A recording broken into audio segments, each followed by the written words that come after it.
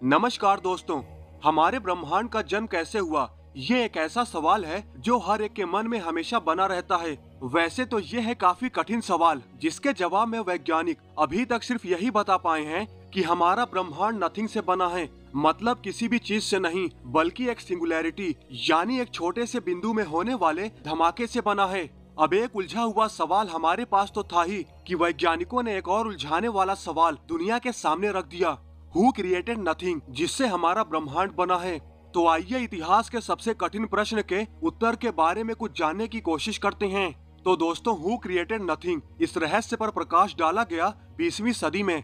सबसे पहले तो हमें इस आदमी का धन्यवाद करना चाहिए जिनका नाम है एडविन हबल। साल 1929 ये वो समय था जब एडविन हबल ने उस समय के सबसे लार्जेस्ट टेलीस्कोप की मदद से दुनिया को ये बताया कि ब्रह्मांड न केवल लाखों आकाश गंगाओं का घर है, बल्कि जो पहले ये बताया गया था कि हमारा ब्रह्मांड स्थिर है, गैलेक्सीज स्थिर हैं, उसके विपरीत हबल ने ये साबित किया कि ब्रह्मांड स्थिर नहीं है, बल्कि आकाश गंगाएं वास्तव में मूव कर रही हैं। वो वास्तव में हमसे दूर जा रही हैं। यहीं से हमें एक बहुत ही महत्वपूर्ण बात पता चली कि हमारे ब्रह्मांड का विस्तार हो रहा है, और अगर इसका विस्तार हो रहा है तो संभवतः इसकी शुरुआत कहीं न कहीं से तो हुई होगी, है कि नहीं। बस अब हमें समय को पीछे की ओर चलाना है और देखना है कि शुरुआत कहाँ से हुई थी।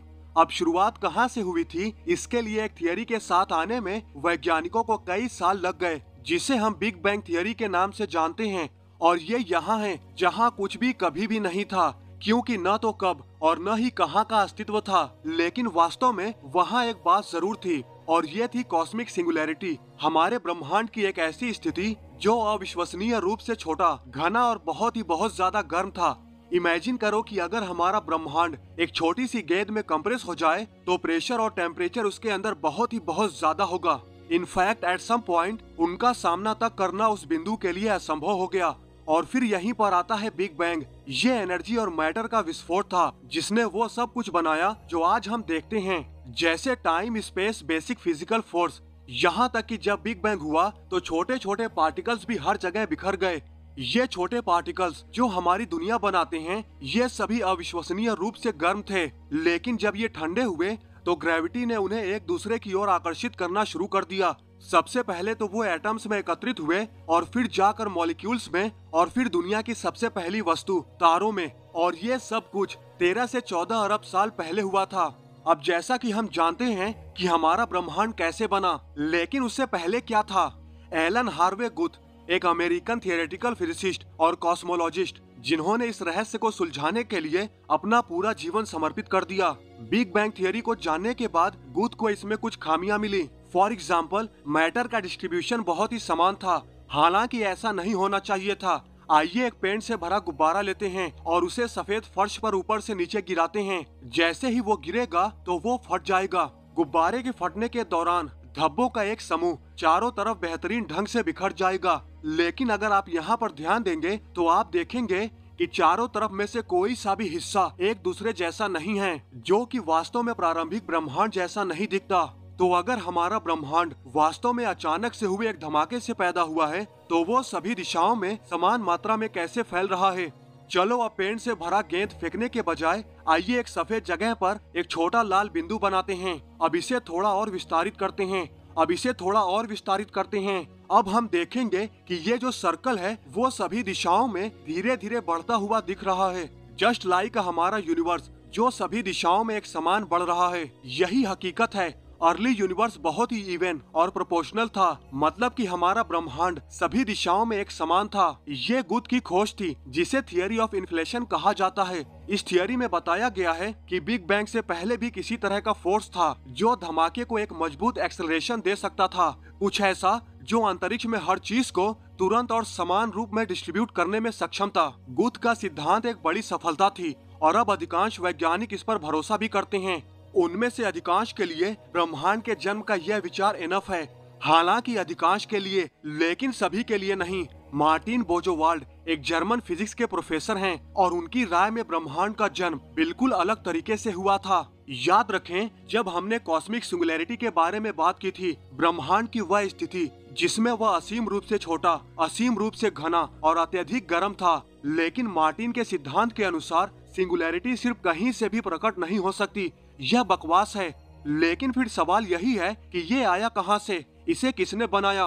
तो आइए घड़ी के पेंडुलम को देखें। पेंडुलम आगे और पीछे घूमता है। इसकी गति स्मूथ, निरंतर और बिना रुके होती है। हम आम तौर पर समय को इसी तरह से देखते हैं, ये फ्लो करता है और कभी नहीं रुकता। लेकिन वही क्वांटम समय उस तरह से काम नहीं करता। ये घड़ी की सेकंड वाली सुई की तरह है। इसमें छोटे सेगमेंट्स होते हैं और छोटे छोटे विराम होते हैं, और घड़ी की सेकंड वाली सुई की तरह समय के एक सेगमेंट की शुरुआत हमेशा दूसरे का अंत होती है। मतलब सेकंड वाली सुई अगर किसी पॉइंट से चलती है तो वो वापस घूमकर उसी पॉइंट पर आ जाएगी। मतलब एक सेगमेंट के खत्म होने के बाद फिर से दूसरे सेगमेंट की शुरुआत हो जाएगी, और ये सिलसिला ऐसे ही चलता रहेगा। आइए इसे कॉस्मिक नजरिए से देखते हैं।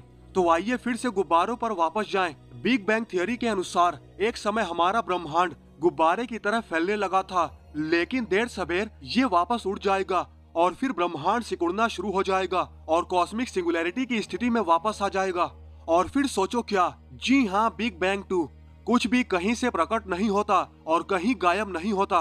बोजवाल्ड के सिद्धांत के अनुसार प्रत्येक ब्रह्मांड की शुरुआत पिछले ब्रह्मांड का अंत है। हमारा ब्रह्मांड भी पहला या आखिरी नहीं है। लाखों ब्रह्मांड हमसे पहले भी मौजूद थे और हमारे बाद भी मौजूद रहेंगे। यह सिद्धांत हालांकि बहुत तार्किक लगता है, लेकिन दुर्भाग्य से हमारे पास इसके लिए सभी सबूत खोजने के लिए पर्याप्त ज्ञान नहीं है। तो अभी के लिए यह सब सिर्फ एक परिकल्पना है, लेकिन वही कुछ लोग और भी अजीब विचार लेकर आते हैं। वैज्ञानिक ऐसे असामान्य सिद्धांतों को बढ़ावा भी देते हैं जिनके बारे में कोई सोच भी नहीं सकता। जैसे नील टूरोक, एक साउथ अफ्रीकन फिजिसिस्ट, और उनके कलीग पॉल स्टीनहार्ट, एक अमेरिकन थियोरेटिकल फिजिसिस्ट, हमारे ब्रह्मांड से परे उत्तर की तलाश में हैं। वे कहते हैं कि हाँ, हमारा ब्रह्मांड पहला नहीं है, उनकी अनंत संख्या रही है और रहेगी, और न केवल अनंत बिग बैंग होंगे बल्कि हमारा ब्रह्मांड अनंत संख्या में मौजूद अन्य ब्रह्मांडों में से एक है, और हम सभी समानांतर दुनिया के अंतहीन पुनर्जन्म के चक्र में फंस गए हैं। लेकिन ये कैसे काम करता है? तो इस सिद्धांत के अनुसार हमारा ब्रह्मांड एक ब्रेन या शाखाओं के अंदर स्थित है। दूसरे शब्दों में, हम किसी प्रकार के इलास्टिक सरफेस में फंस गए हैं जो सिकुड़ने, खिंचने आदि में सक्षम है। ये जो समानांतर ब्रह्मांड है, ये एक दूसरे के काफी निकट स्थित है। हर एक ब्रह्मांड का एक पड़ोसी है। हम अपवाद नहीं हैं। दूसरा ब्रह्मांड हमसे महज 1 इंच दूर हो सकता है, लेकिन हम उसे देख नहीं सकते। ऐसा इसलिए है क्योंकि हमारे बीच में एक छोटी सी जगह है और इस छोटे से स्थान में चौथा आयाम समाहित है। अब इन ब्रह्मांडों की उत्पत्ति कैसे हुई? तो इसका जवाब है थ्रू ब्रेन कोलिजन। ये ब्रेन या शाखाएं एक दूसरे के करीब बहुत धीरे आती हैं, लेकिन आखिरकार एक समय ऐसा आता है जब ये आपस में टकरा जाती हैं। उसकी टक्कर से 2 बिग बैंग और 2 समानांतर ब्रह्मांड बनते हैं। फिर वे शाखाएं एक दूसरे से दूर चली जाती हैं। उनके आपस में टकराव के दौरान बनाई गई दुनिया जीवित रहती है। फिलहाल हम इसी स्तर पर हैं, लेकिन जैसे ही ये दुनिया अपने अंत की ओर बढ़ेगी तो शाखाएं फिर से टकराएंगी और इससे फिर से एक नए ब्रह्मांड का जन्म होगा। निस्संदेह यहाँ वैज्ञानिकों के द्वारा डिस्क्राइब हर एक चीज एक ग्रेट सिंप्लीफिकेशन है, लेकिन जब हम सुनते हैं कि हमारा ब्रह्मांड किसी इलास्टिक सरफेस के भीतर मौजूद है तो यह पूरी तरह से बकवास लगता है। लेकिन असल में ये विचार क्वांटम मैकेनिक्स के 2 दिग्गज स्ट्रिंग थियरी और एम थियरी पर आधारित है। लेकिन अगर वे सच साबित होते हैं तो वे हमारे ब्रह्मांड में लगभग हर एक चीज की व्याख्या कर सकते हैं। दोस्तों, एक सिद्धांत बनाना अविश्वसनीय रूप से कॉम्प्लेक्स प्रोसेस होता है। टूरॉक और स्टीनहार्ट ने ह्यूज अमाउंट में कैलकुलेशन किया और कई नॉन वर्किंग थियरीज को प्रस्तुत किया, लेकिन दुर्भाग्य से इस पागलपन भरे विचार का मजाक उड़ाया गया। लेकिन क्या आप जानते हैं कि कई साल पहले लोगों को विश्वास नहीं था कि पृथ्वी गोल है, लेकिन बाद में उन्हें यह एक्सेप्ट करना पड़ा कि पृथ्वी गोल है। तो अब हमारे पास जो सबूत हैं ब्रह्मांड को लेकर, वो केवल यही कहते हैं कि ये तीनों थियरीज इक्वली पॉसिबल हैं। तो कौन सी थियरी सही है हम शायद कभी जान ही नहीं पाएंगे, कम से कम मानव विकास के इस चरण में तो नहीं। पर दुर्भाग्य से जब तक हमारे पास कोई सबूत नहीं है हम केवल सिद्धांत ही बना सकते हैं। लेकिन शायद एक दिन हमें कुछ ऐसा मिलेगा जो हमारी आंखें हमेशा के लिए खोल दे। शायद एक दिन हम इस रहस्य को सुलझा लेंगे कि हमारा ब्रह्मांड कैसे बना। वैसे आप लोग इस बारे में क्या सोचते हैं?